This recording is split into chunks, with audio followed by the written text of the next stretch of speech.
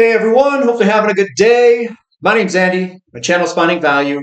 Today we're going to rip through Twitter, see what people are sharing on social media. I'll interject my financial opinions as we go through it, generally related to three different topics: wealth building, commodities, and or financial topics. Let's dive in there, take a look, and see what people are sharing. If you want to follow me, it's at Finding_Finance. And if you want to join our community, finding-value.com. I dive deeper into all this stuff, looking for investment opportunities, sharing that with everyone in the community. We do have a special coupon code, special, if you'd like to join, and it is 50% off the first month only, and a larger discount on the yearly membership. So getting in here, Joseph Brown says, boom and busts are the result of credit expansion and contraction. In other words, it's not a business cycle, it's a debt cycle. He's exactly right. It's driven by the real estate cycle. The bust is painful, but it corrects the damage done during the artificial expansion. That's why it's called a correction. The boom makes the bust inevitable because it's during the boom when the errors are made: malinvestment, misallocation of resources. In an effort to prevent the bust, central banks and governments will manipulate interest rates, the money supply, and taxation spending. But this only prolongs the boom, deepening the damage. When the bust inevitably arrives, it is all the worse as a result. And he is 100% correct. So you know what ultimately drives these cycles?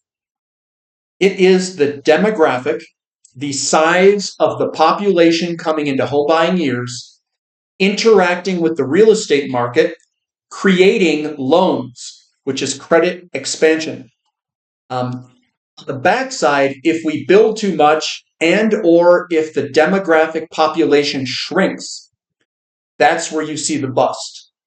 So what we saw, if we can apply this to markets, we are in a credit expansion phase that we entered in it started in 2009, 10, 11. That was the bottom. We've been going through this business cycle, credit expansion phase.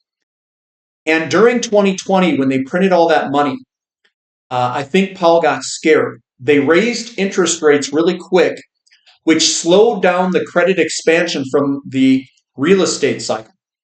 So that's exactly the whole point of increasing rates as fast as they did, is that they wanted to slow down credit creation from monetary bank lending. But the problem is the government was spending so much money. They call that fiscal spending. That fiscal spending kind of overran the monetary credit creation side. So we continue to get inflation from fiscal spending, and that's what Lynn Alden and all these, what they say. And what they say is, fiscal spending is so great that we will continue to have inflation, and it's hard for a nominal pullback in some of the assets. We can slow down, but nominally they may continue to go higher because of the fiscal spending that's in the backdrop. They need that because of how much debt we have. So there's a couple of things. The business cycle is monetary bank lending, and then you've got the government spending, which is the fiscal side. Those two add up together to equal the total inflation. And if you kill the monetary side and you continue your fiscal spending, you will continue to get inflation. So that's one thing that also people need to keep in mind, is this fiscal spending side. Christina Guerrero says, Trump gaslighting on Iran? No way. Says, maximum pressure my butt. Nothing maximum about this. Iran adjusting for shadow fleets is exporting close to 2018 max. Here's the 2025 Iran crude exports adjusted. Why is he letting them export all this oil? He wants to lower interest rates. And oil and interest rates are interconnected. So oil and inflation. So think of this. Money comes into the system. The number one commodity is oil. If you have a supply constraint in your number one commodity, it transfers the inflation into the consumer price index. So even if you've got fiscal spending, which is inflation, you need to control the oil price. The way he's doing it, he's saying, screw it, let Iran just produce whatever they want and ship it, because that'll help him out for trying to lower oil price. Here's the problem, though. We're already kind of boosting this to the max. Iran is, and Saudi Arabia is bringing back barrels of oil. What if they can't lower the price of oil? What's going to happen then? If we're at pumping capacity of the world within a year or two, prices are going to go ridiculous to the upside. I think that's a high probability. It may take a little bit of time. So that's where my thought process is. David Burrows says the Canadian dollar, CAD, looks resilient along with all other major currencies versus the USD. Have we passed peak USD dominance? I don't think that's the way that I would frame it. I think it's part of the cycle. As America enters the expansion phase of real estate, as we print more money, as they lower interest rates if we do hit a slowdown or a recession, you will see the dollar, Canadian dollar, Aussie dollar, the Swiss franc, all these will start to appreciate against the dollar. So you're going to see these big bottoming patterns, just like we're seeing. This is all part of the cycle, and this is right when commodities go ballistic because commodities are priced in dollars. And if the dollar falls against these other currencies, you're going to start to see money rotate differently in the system. And the money's going to rotate towards stronger currencies versus the weaker currencies. The dollar was the strong currency, and that's where all the money went. It went into dollar-denominated assets. Now, if that reverses and the dollar's the weaker currency, it's going to reverse and go towards emerging markets, the Canadian markets, Australian dollar, all of these other markets, Chinese markets, just everything that's emerging markets and international. QE Infinity says, this is why Bissett says we need to get rates down. It's the government interest expense. It's up 2x in the past 5 years. And that's the interest payments. You can manipulate this lower if you can get the interest rate and you roll over all that debt. So if you roll over all that debt, you want lower interest rates so your interest expense goes down. So what could you do? You could engineer a slowdown in the market, try to create demand for bonds, and then offload all of this gigantic rolling of debt into that demand. Jesse Livermore in The Reminiscences of a Stock Operator, he was tasked to sell a whole bunch of stock for a company. The problem is you need demand to offload into. So what they're doing is they're creating demand for bonds through a potential slowdown, and that is where they can roll over the debt and create that demand for that debt. That's one possibility. Robert Friedland says copper's near 5-month high after China vows to boost demand. And China just did a buttload of stimulus, guys. I mean, look at their M1 and M2 money supply. It's like going vertical. I mean, they had massive stimulus. So maybe that's what's driving a lot of these commodity stuff and the bottoms in all these different commodities. It's the demand from China. Raymond Balo says, it can't be this easy spotting the bottom in uranium.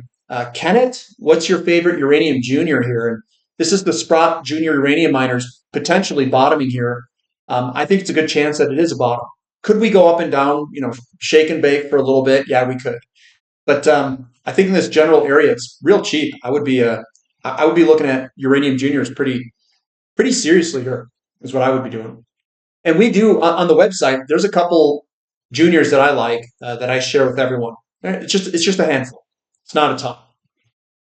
Rock bottom entry says lithium miners, flawless cycle bottom setup. Agreed. I do think it's a bottom. And I have purchased some of the smaller lithium developers in America in this general area here. So I'm riding it. I'm riding it, and I'm a true believer that this is a bottom. And if you guys want to know what those companies are, obviously I share them on the website. Home Loan Bill, it says, I'm not sure if Danielle, so this is Danielle DiMartini Booth. It says, what Melody and News Lambert, it too makes me nuts. all this clickbait when it's only a quarter of the US population, da da da da. She says, Home Loan Bill, I like this guy. He says, I'm not sure if Danielle is outright lying or simply wrong, but it's one of the two. Either way, you shouldn't take her seriously. He's talking about the real estate market. If we look at this one, don't you data trolls have something better to do with your time than waste ours? And what happens is Danielle DiMartini Booth is wrong. She's just straight wrong. So looking at this is the USA population density.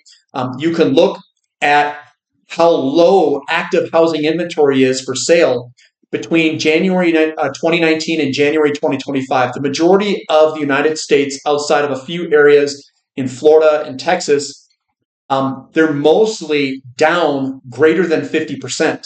You can see all the dark brown is less than 50% active inventory. So we're down over 50% for active inventory in those areas. And this is the change in country level home prices since each country's respective peak in 2022. They're way up. We're up over 15% in all these dark blue areas. And obviously, you can tell that active inventory on the left, the one that's darker blue, they're down. Like Texas, maybe a little bit of parts of Florida, but all through here, they're down. And everywhere else is up where there's a shortage of inventory. So that's the cycle. I mean, that's what it is. Less inventory, higher prices, and they go up. So I don't know why she's so bearish on real estate right now. She's been bearish for years, but she's been wrong. And I think she will continue to be wrong. I think we're entering an expansion phase of real estate, and we have to build our way out of this. I don't think waiting for the boomers to pass away and have more homes in the market is going to work. And smart real estate bets says, as I said about something else recently, either duplicitous or willfully negligent, which makes her branding former Fed insider absolutely laughable. She and Melody are two peas in a pod, but DDB should know better.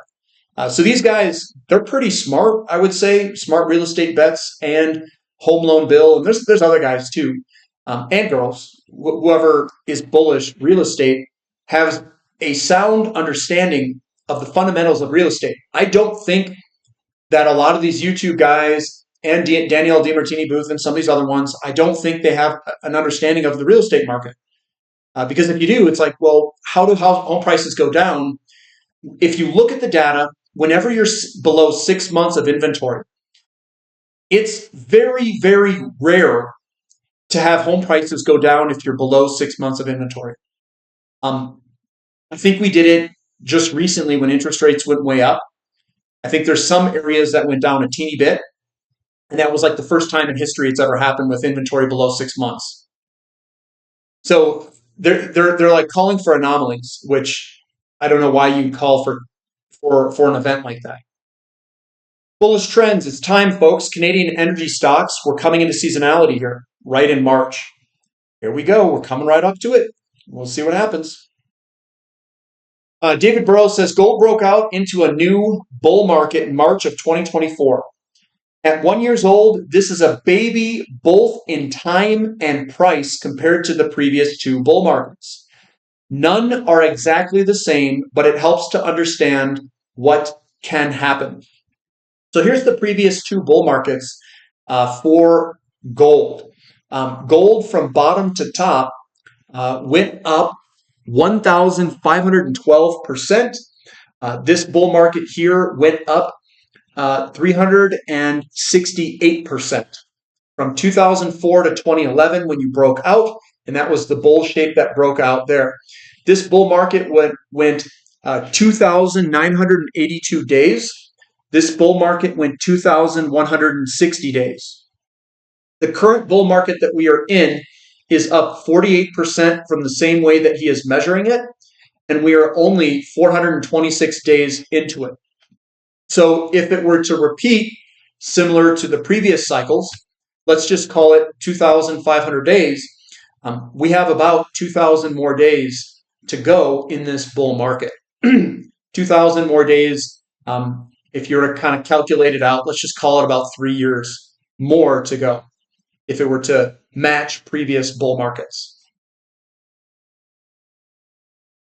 Christine Guerrero says, it should come as no surprise that oil keeps finding a floor around $65 a barrel.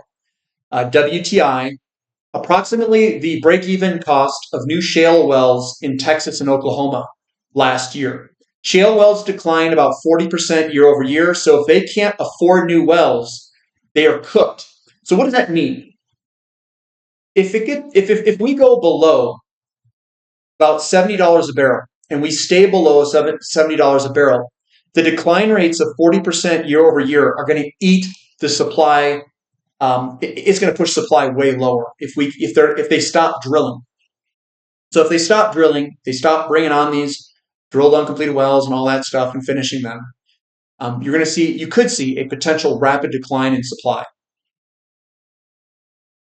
Good times here. Asset managers are most underweight commodities versus bonds since 2003 and 9. So 0309, December 08 here. This is where they were underweight, and they're most underweight right now. Even though it says December 23. I think this means 23 and 09. Coming down to Kevin Carpenter, he says, according to new filings, Berkshire Hathaway's purchased more shares of the 5 leading Japanese trading houses. Why is he choosing this? You know what Buffett's doing? He's playing the currency differential here, the yen versus the dollar. So if I were to pull up, I'm curious to see what this looks like. And if we were to go to yen USD, or it's JPY USD. So here's JPY USD. So what I think he's thinking is that this is low compared to history, and then it's going to turn upward. So what you do on playing this is you go into Japanese equities. It's exactly how he's playing it. Probably Mitsubishi or something. Mitsubishi, Sumitomo, and he's taking stakes because of the currency exchange rate. The TSX Venture suggests commodity stocks are about to go parabolic. That happened in 2016, 2020, 2025. It's going to be here. He says, life-changing money can be made within mere months. Here's the shoulder, head, shoulder, and we're starting to turn upward. That currency exchange differential, the Canadian USD, is also a big driver of that. So this is the Canadian USD. Do you see the falling wedge? The last bull market was this one here. And this was the move higher during the commodity bull market. It peaked in 2008 and double topped in 2011. That was the bull market. What we've got going on now is a falling wedge just like before. We've got the 3-hump consolidation. We had a little sideways action here. And then if we see this break higher, that's a weakening of the dollar in relationship to the Canadian dollar. That's going to be another big commodity bull market. We're also seeing the same patterns exist alongside that currency here in the TSX. So this is what is going to be the big move. It's all in alignment right now. I'm taking full advantage of this. Full advantage. TTF porn, this is your seasonal low gas storage in Europe, 34.1%. These were previous years of 23 and 24, where we were riding the upper end from warmer weather. But now since we've had cooler weather, we're towards the bottom here. So this is going to get interesting to see where this comes back up. And if we're on the low side here, we could easily fall way below here and be in a problem next winter. So this is something to watch and see how this fills back up. Freight futures AM update. Dry bulk was flat, Capesize and Panamax, and tankers were flat. Lower mortgage rates spark housing demand heading into spring. And this is, so what Trump is trying to do is he's trying to shift from fiscal spending and go to private bank lending. I think that's what he's trying to do.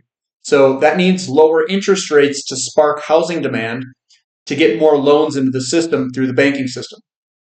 That would also be inflationary.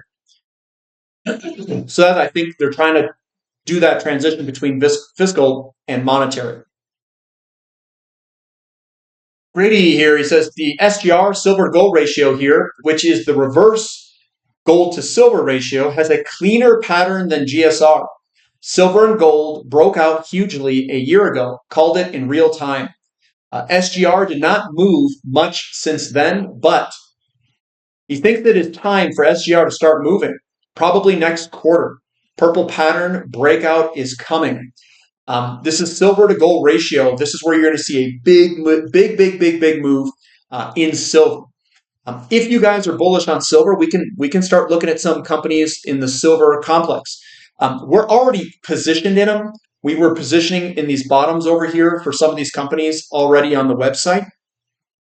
Some of them are up well over 100% already. There are other companies that are still down, and we just recently purchased one of those companies not too long ago.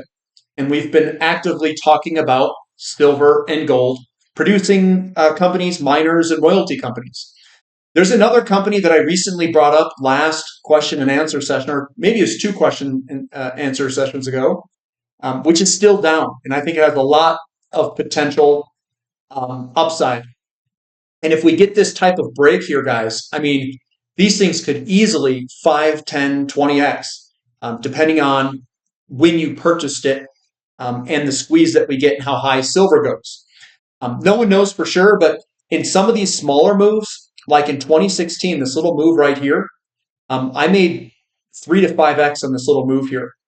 If we get a move that looks like this, there's the potential, if you purchased at the bottom of some of these areas, like in 23, 22, 23, we could see many multi-baggers. Like, it's possible to even to do 100x. But you had to have purchased when no one was looking back in 22, 23, and 24. There is still a few that are lagging behind that could maybe pull a pretty big move. So there's still some opportunities out there if you're looking. Overeducated Gibbon says, what do wealthy single men even spend their money on? If you're a 1%er, 35 years old without kids or a wife, do you just buy random toys and go on stupid vacations? If I was single, I think my annual spend would be $60,000 a year. Well, if you're making a 1%er, you are making, roughly speaking, if you just are at the bottom portion of a 1%er, you're probably making $600,000 to $800,000 a year. Their biggest expense, if you are a single man making that amount of money, would be taxes. Your biggest expense would be taxes, and a lot of people don't realize that. Your taxes would be much larger than $60,000 a year. You would probably be paying, my guess, probably like $100,000 or plus.